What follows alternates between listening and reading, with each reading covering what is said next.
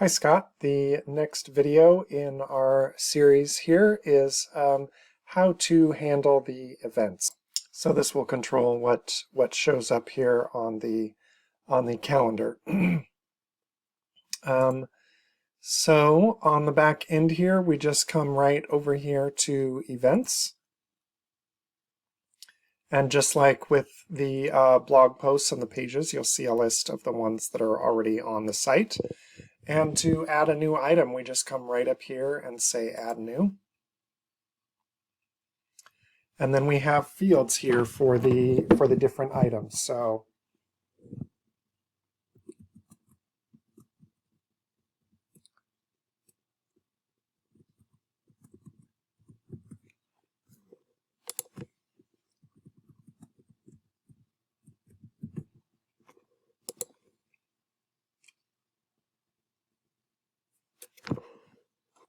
I went ahead and added some items in here.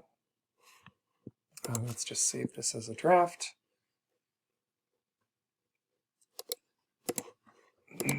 So you can see how these items correspond. So the name of the event goes here. The subtitle that you put in goes underneath here, and then correspondingly on the feed page, you know, the title, the name of the event goes here. The subtitle goes just underneath that. So those two fields they're doing double duty. They're what shows up both on the feed and on the individual event as well. Same thing here with the date. You will want to keep a consistent format, so if you want to change the way this looks, I don't know that we've really left you enough room to type out the full month, so maybe it's best to leave this one as is, just the first 3 letters of the month name and then the number. But you know, if you wanted to add a comma in here or whatever, you can definitely do that. Again, you'll of course just want to keep it consistent. Then there is the day of the week, start and end time. Again, day of week, start and end time. It will go ahead and put the dash in for you and put them on one line. Looks like here we forgot the PM, so let's just go in here and add that in while we're looking at this. So that is the March the 1st event, which I think is this one.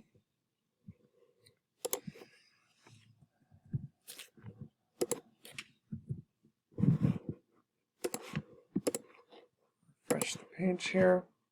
Now we've got the PMs on there. Then here is the text field. That will only show up on the actual click-through page. So yeah, that's the description or the details or whatever it is that you want to include. Just like with the blog post, there are formatting options here. So, you know, if you wanted to say,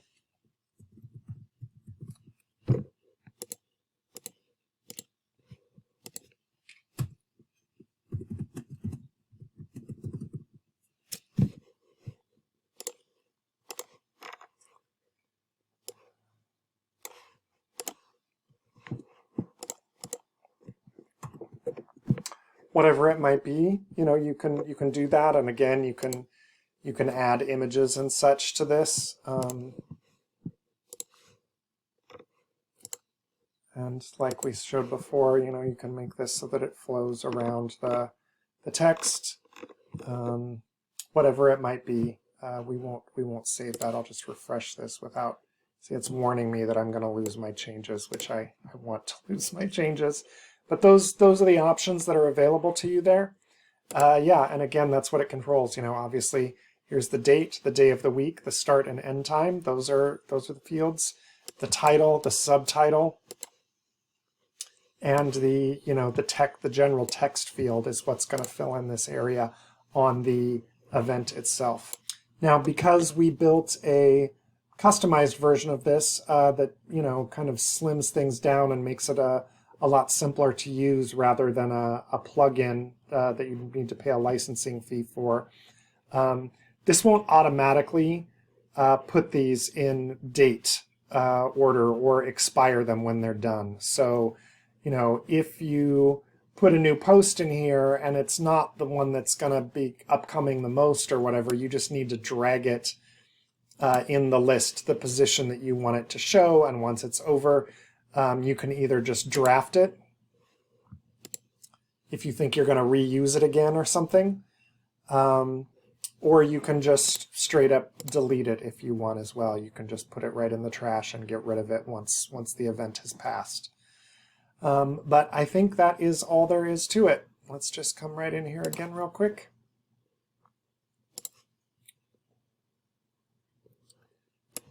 Title, subtitle, date, day of the week, start and end time, description field.